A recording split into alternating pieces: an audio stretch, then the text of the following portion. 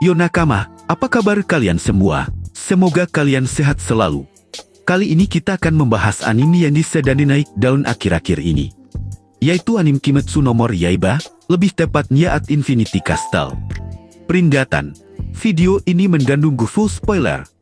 Inilah At Infinity Castle, babak terakhir sebelum pertempuran melawan Muzan. Di sini, semua Hashira, para pemburu iblis, dan bahkan murid-murid muda, bertaruh nyawa mereka melawan para iblis bulan atas. Setiap pertarungan di dalam kastil tak hanya soal pedandu melawan cakar, tetapi juga tentang di masa lalu, dendam, pengkhianatan, dan pengorbanan. Zenitsu menghadapi seniornya sendiri. Tanjiro menuntut balas untuk Rengoku Shinobu merelakan dirinya Tini membalaskan tindak keatnya. Dan Hashira terkuat pun berhadapan dengan iblis tertinggi sebelum Muzan sendiri. Inilah kisah penuh emosi, air mata, dan pertarungan tanpa jalan kembali. Mari kita mulai perjalanan ke dalam ke-8 ke dalam Infinity Castle. Pertarungan Zenitsu melawan Kaigaku di Infinity Castle bukan cuma soal siapa yang lebih kuat. Ini pertarungan yang penuh luka lama, penuh emosi, dan penuh dendam yang dipendam dalam diam. Kaigaku, senior Zenitsu, dulu berada di jalannya di sama-sama murid dari kakek Kigoro, seorang guru yang rela mengorbankan segalanya demi murid-muridnya. Tapi berbeda dengan Zenitsu yang meski sering dianggap pengecut, tetap berusaha teguh pada jalan manusia. Kaigaku malah memilih jadi iblis. Dia menyerahkan kemanusiaannya demi kekuatan instan. Yang lebih menyakitkan, pengkhianatan Kaigaku bikin kakek Kigoro merasa gagal sebagai guru. Bayangin, seorang kakek yang sudah tua, yang mendedikasikan hidupnya buat mendidik murid-muridnya harus menanggung rasa bersalah begitu besar sampai akhirnya memilih mengakhiri hidupnya sendiri. Itu luka yang tidak pernah bisa hilang dari hati Zenitsu. Makanya, saat duel itu dimulai, Zenitsu bukan cuma berhadapan dengan iblis biasa. Dia berhadapan dengan bayangan masa lalunya sendiri, dengan rasa kehilangan, dengan pengkhianatan, dengan luka dari gurunya yang sangat ia cintai. Dan di momen itu Zenitsu akhirnya menunjukkan taringnya. Dia bukan lagi bocah pengecut yang selalu bersembunyi di balik ketakutannya. Dia di petir yang menyambar di ke-8, membuktikan kalau warisan gurunya gak sia-sia. Ketika pedangnya menebas Kaigaku, itu bukan sekadar kemenangan. Itu adalah pembalasan, penebusan, sekaligus yani. Kalau Zenitsu akan terus berjalan di jalan yang kakeknya ayarkan. Pertarungan ini adalah salah satu momen paling emosional di arc Infinity Castle. Karena di balik sorotan kilat, tersimpan kisah kehilangan, pengkhianatan, dan keberanian yang dilahir dari luka terdalam. Pertarungan melawan Akaza di Infinity Castle bukan sekadar duel biasa. Ini adalah momen yang penuh emosi, terutama karena bayang-bayang kematian Rengoku masih terus menghantui Tanjiro. Akaza, iblis bulan atas 3, adalah sosok yang merenggut nyawa Hashira api di kereta Mugen. Bagi Tanjiro, itu bukan sekadar kehilangan seorang teman melainkan kehilangan seorang kakak, mentor, dan inspirasi. Dulu, Tanjiro hanya bisa berteriak dan menangis tanpa daya.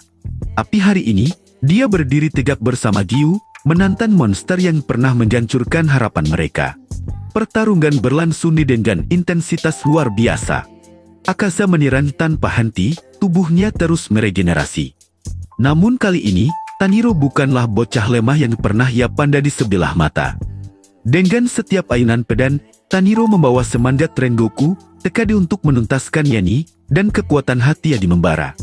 Di sisi lain, Giyu berjuang dengan penuh ketenangan, menopang beban pertarungan dengan teknik pernapasan air yang presisi. Keduanya melawan dengan satu tujuan membalas pengorbanan Rengoku. Puncak emosinya terjadi ketika Tanjiro berhasil menembus pertahanan Akaza. Bukan hanya pedang yang menusuk tubuhnya, tapi juga kenyataan pahit ya, iblis bulan atas 3, dikalahkan oleh manusia yang dulu begitu ia remehkan. Harga diri Akaza sebagai petarung runtuh. Dan disitulah tragedi sekaligus kebanggaan muncul. Alih-alih bangkit lagi dengan regenerasi, Akaza memilih menghancurkan tubuhnya sendiri.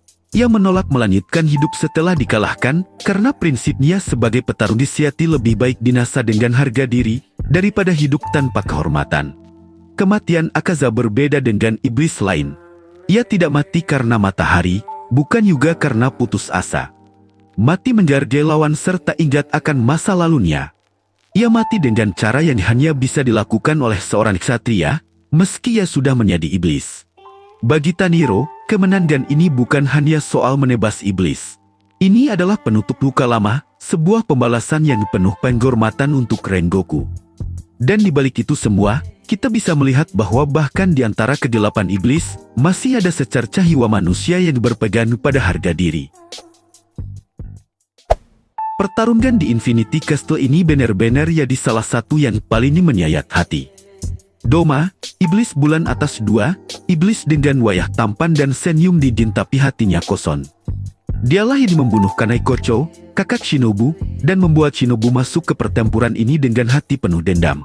Shinobu tahu kekuatannya gak cukup untuk mengalahkan Doma sendirian. Tapi dia punya rencana besar.